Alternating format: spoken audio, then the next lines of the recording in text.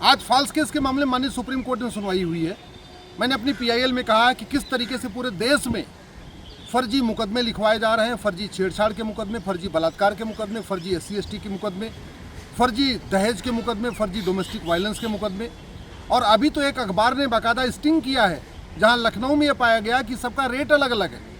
अगर 20 से 30 साल की महिलाओं से बलात्कार का मुकदमा लिखवाना है तो उसका रेट 10 लाख रुपए है।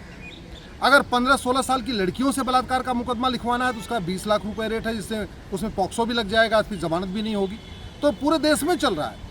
दहेज के फर्जी केस हो रहे हैं, SC/ST के फर्जी केस हो रहे हैं, छेड़छाड़ के फर्जी केस हो रहे हैं, डोमेस्टिक वायलेंस के फर्जी केस हो रहे हैं।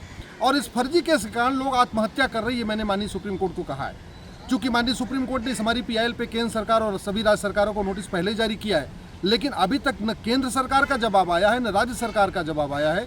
इसलिए आज इस पे आगे फाइनल हियरिंग नहीं हो पाई है। हमने यही आग्रह किया है कि इस मामले को देखना बहुत ज़रूरी है। निर्दोष लोग आत्महत्या कर रहे, लोग परेशान हैं। खासतौर पे जब बलात्कार का मुकदमा लग जाता है तो पूरी उनकी प्रतिष्ठा ख़त्म हो जाती है और इससे सब परेशान हैं। ये फर्जी केस से नेता भी डरे हुए हैं, फर्जी केस से अभिनेता भी डरे हुए हैं, फर्जी केस से बिजनेसमैन भी डरे हुए हैं और सबसे ज़्यादा फर्जी केस से संत महात्मा डरे हुए हैं, कथावाचक डरे हुए हैं, क्योंकि उनके मठ में, उनके आश्रम में प्रतिदिन सैकड़ों लोग आते रहते हैं। उनको इस बात का डर है कि कौन आदमी आएगा, आशीर्वाद लेने के बहाने आए और बाद में फ़ोटो खिंचवाए और बाद में जाके वहाँ पे फर्जी बलात्कार का मुकदमा लिखवा दे। और सबसे चौंकाने वाला ये है जो लखनऊ में केस आया कि किस तरीके से शादीशुदा महिलाएं अपने पति के साथ संबंध बनाती हैं, उसके बाद बलात्कार का केस लिखवाती हैं और फिर मेडिकल में कंफर्म हो जाता है कि हाँ बलात्कार हुआ है।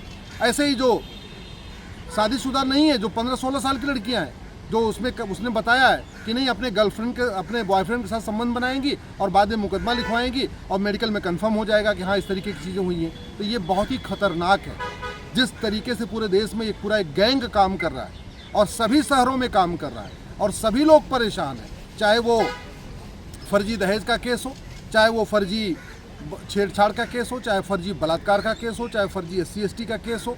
इससे हर राज्य में इसका दुरुपयोग हो रहा है, हर वर्ग के खिलाफ इसका दुरुपयोग हो रहा है। इससे जो व्यापारी वर्ग है वो भी परेशान है, जो नौकरशाह हैं, अधिकारी हैं, वो भी परेशान हैं, नेता भी इससे डरे हुए हैं। जो प्रतिष्ठित लोग हैं, जिनकी अपनी समाज में एक मर्यादा है, जिनका एक अपना यश है, वो लोग भी डरे हुए कि कब कौन आए और दूसरों कहने पे फर्जी केस लिखवा दे और फिर पूरी इज्जत तार-तार हो जाएगी। तो माननीय सुप्रीम कोर्ट ने कहा कि इसमें बहुत जल्दी सुनवाई करेंगे। अभी चूँकि जवाब आया नहीं है, न केंद्र का जवाब आया, न किसी राज्य का जवाब आया, इसलिए आज इसके ऊपर फाइनल हियरिंग नहीं हो पाई।